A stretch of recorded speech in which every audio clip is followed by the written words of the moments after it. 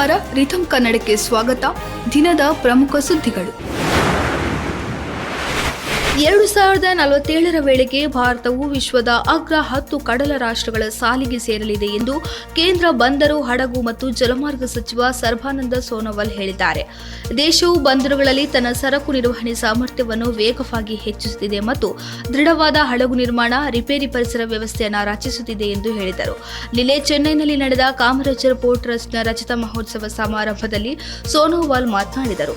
ಕಾಮರಾಜರ್ ಬಂದರಿನಲ್ಲಿ 545 ಕೋಟಿ ರೂಪಾಯಿ ವೆಚ್ಚದಲ್ಲಿ ಬಂಡವಾಳ ಹೂಳೆತ್ತಲು ಮತ್ತು ಸಮಗ್ರ ಕಮಾಂಡ್ ಮತ್ತು ಕಂಟ್ರೋಲ್ ಸೆಂಟರ್ ಸ್ಥಾಪನೆಗೆ ಸಚಿವರು ಈ ಸಂದರ್ಭದಲ್ಲಿ ಶಂಕುಸ್ಥಾಪನೆ ಮಾಡಿದರು.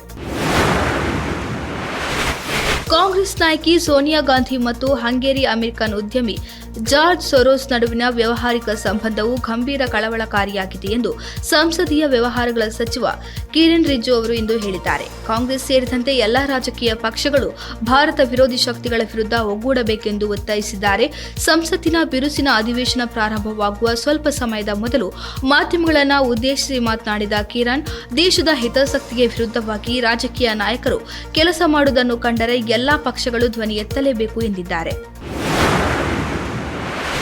ಭಾರತ ಮತ್ತು ರಷ್ಯಾ ನಡುವಿನ ರಕ್ಷಣಾ ಸಹಕಾರವನ್ನು ಬಲಪಡಿಸುವ ಉದ್ದೇಶದಿಂದ ಅಧಿಕೃತ ಭೇಟಿಗಾಗಿ ರಕ್ಷಣಾ ಸಚಿವ ರಾಜನಾಥ್ ಸಿಂಗ್ ಭಾನುವಾರ ರಷ್ಯಾದ ರಾಜಧಾನಿ ಮಾಸ್ಕೋಗೆ ಆಗಮಿಸಿದ್ದಾರೆ.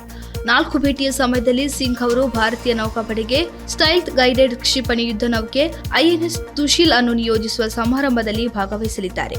ಅವರು ಮಿಲಿಟರಿ ಮತ್ತು ಮಿಲಿಟರಿ ತಾಂತ್ರಿಕ ಸಹಕಾರದ ಭಾರತ-ರಷ್ಯಾ ಅಂತರ್ ಸರ್ಕಾರಿ ಆಯೋಗದ 21ನೇ ಸಭೆಯಲ್ಲಿ ಭಾಗವಹಿಸಲಿದ್ದಾರೆ.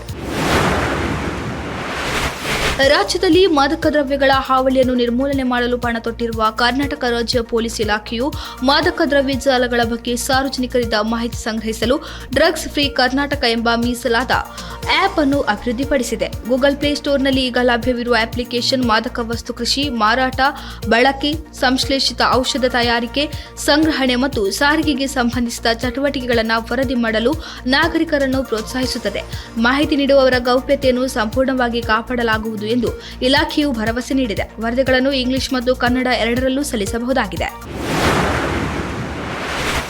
ರಾಷ್ಟ್ರೀಯ ಸ್ವಯಂ ಸೇವಕ ಸಂಘದ ಸರಸಂಘಚಾಲಕರಾದ ಡಾ ಮೋಹನ್ ಭಾಗವತ್ ಅವರಿಗೆ ಭಾನುವಾರ ಉಡುಪಿ ಶ್ರೀಕೃಷ್ಣ ಮಠದ ವತಿಯಿಂದ ಹಿಂದೂ ಸಾಮ್ರಾಟ್ ಪ್ರತಿಷ್ಠಿತ ಬಿರುದು ನೀಡಿ ಗೌರವಿಸಲಾಯಿತು. ಇದೇ ವೇಳೆ ಶ್ರೀಕೃಷ್ಣ ಗೀತಾನುಗ್ರಹ ಪ್ರಶಸ್ತಿಯನ್ನು ನೀಡಲಾಯಿತು. ಗೀತಾ ಮಂದಿರದಲ್ಲಿ ನಡೆದ ಸರಳ ಸಮಾರಂಭದಲ್ಲಿ ಡಾ ಭಾಗವತ್ ಅವರಿಗೆ ಪುತ್ತಿಗೆ ಮಠದ ಪರ್ಯಾಯ ಶ್ರೀ ಸುಗುಣೇಂದ್ರ ತೀರ್ಥ ಸ್ವಾಮೀಜಿ ಅವರು ಈ ಗೌರವವನ್ನು ಪ್ರದಾನಿಸಿದರು. ಈ ಗೌರವವು ಮಠದ ಪವಿತ್ರ ಪ್ರಸಾದ, ಕಡಗೋಲು, ಬೆಳ್ಳಿಯ ಫಲಕ, ಶಾಲು ಮತ್ತು ಪುಷ್ಪ ಸಮರ್ಪಣೆಗಳನ್ನು ಒಳಗೊಂಡಿದೆ. ಕನ್ನಡ ಚಿತ್ರರಂಗದ ಖ್ಯಾತ ನಟರಾದ ಶಿವರಾಜ್ ಕುಮಾರ್, ಉಪೇಂದ್ರ ಹಾಗೂ ರಾಜ್ ಪಿ ಶೆಟ್ಟಿ ಒಟ್ಟಾಗಿ ನಟಿಸುತ್ತಿರುವ ಸಂಗೀತ ನಿರ್ದೇಶಕ ಅರ್ಜುನ್ ಜನ್ಯ ನಿರ್ದೇಶನದ 45 ಚಿತ್ರ ಆರಂಭದಿಂದಲೂ ಹೊಸ ನಿರೀಕ್ಷೆ ಹುಟ್ಟುಹಾಕುತ್ತಿದೆ. ಇತ್ತೀಚೆಗೆ ಚಿತ್ರದ ಚಿತ್ರೀಕರಣ ಮುಕ್ತಾಯವಾಗಿದ್ದು ಪೋಸ್ಟ್ ಪ್ರೊಡಕ್ಷನ್ ಕೆಲಸದಲ್ಲಿ ಚಿತ್ರತಂಡ ನಿರತವಾಗಿದೆ. ವಿಶೇಷವೆಂದರೆ ಹಾಲಿವುಡ್ನ 150ಕ್ಕೂ ಅಧಿಕ ಚಿತ್ರಗಳಿಗೆ ಗ್ರಾಫಿಕ್ಸ್ ಕೆಲಸ ಮಾಡಿ ಆಸ್ಕರ್ ಪ್ರಶಸ್ತಿಗೆ ನಾಮಿನೇಟ್ ಆಗಿದ್ದ ಟೊರೊಂಟೊದ ಮಾರ್ಚ್ ವಿಎಫ್ಎಕ್ಸ್ ಕಂಪನಿ ಚಿತ್ರಕ್ಕೆ ಕೆಲಸ ಮಾಡುತ್ತಿದೆ. ಮಾರ್ಚ್ ಕಂಪನಿ ಭಾರತದ ಅದರಲ್ಲೂ ಕನ್ನಡ ಚಿತ್ರಕ್ಕೆ ವಿಎಫ್ಎಕ್ಸ್ ಮಾಡಿಕೊಡುತ್ತಿರುವುದು ಇದೇ ಮೊದಲು. ಸೂರಜ್ ಪ್ರೊಡಕ್ಷನ್ ಲಾಂಛನದಡಿ ಎಂ ರಮೇಶ್ ರೆಡ್ಡಿ ಚಿತ್ರವನ್ನ ನಿರ್ಮಿಸುತ್ತಿದ್ದಾರೆ. ಇದಾಗಿತ್ತು ಈ ಹೊತ್ತಿನ ಪ್ರಮುಖ ಸುದ್ದಿಗಳು. ಇನ್ನಷ್ಟು ಹೆಚ್ಚಿನ ವಿಚಾರಗಳಿಗಾಗಿ ವೀಕ್ಷಿಸಿ ರಿಥಮ್ ಕನ್ನಡ.